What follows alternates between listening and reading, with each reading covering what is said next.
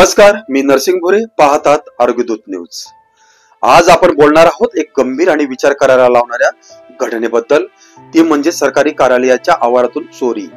होय, पाचोरा तहसील कार्यालयाच्या परिसरातून ट्रॅक्टर ट्रॉली सकट रेती चोरीला गेलं आहे। आणि आता प्रश्न असा उभा राहतो की ही जबाबदारी नेमकी कोणाची?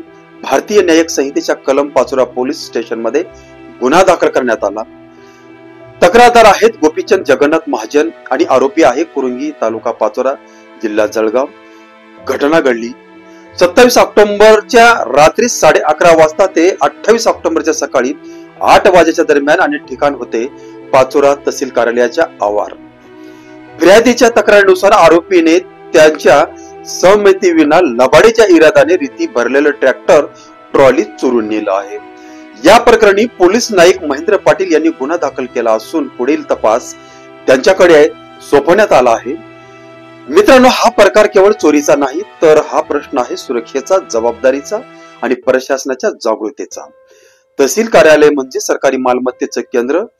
जर इथंच चोरी झाली तर सामान्य नागरिक आपली संपत्ती कशी सुरक्षित ठेवणार? रात्रीच्या वेळेस सुरक्षा रक्षक कुठे होते? सीसीटीव्ही कॅमेरे काम करत होते का? आणि सर्वात महत्त्वाचं, तहसील प्रशासन याकडे वेळेवर लक्ष दिलं का? जर सरकारी आवारातच चोरी होत असेल तर प्रशासन झोपलंय का? रात्री गस्त घालणाऱ्या पोलीस पथकाने हे का ओळखलं नाही? आणि सर्वात महत्त्वाचं, या चोरीला कोण जबाबदार? हे केवळ आरोपीवर कारवाई करण्याचं प्रकरण नाही, तर यंत्रणेतील दुर्लक्षाचं प्रतिबिंब आहे। मित्रांनो, या घटनेतून एकच संदेश स्पष्ट आहे, जबाबदारी कोणाचीही असो, सुरक्षा ही सर्वांची सामूहिक जबाबदारी आहे।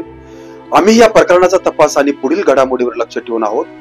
आपणही आपल्या मताने सांगू शकता, सरकारी ठिकाणी झालेल्या चोरीला कोण जबाबदार धरायला हवे? मी नरसिंग भुरे, पाहतात आरोग्यदूत न्यूज। बातमी खरी पण जबाबदारी स्पष्ट। आरोग्यदूत पाहण्यासाठी लाईक करा, शेअर करा, सबस्क्राईब करा। धन्यवाद।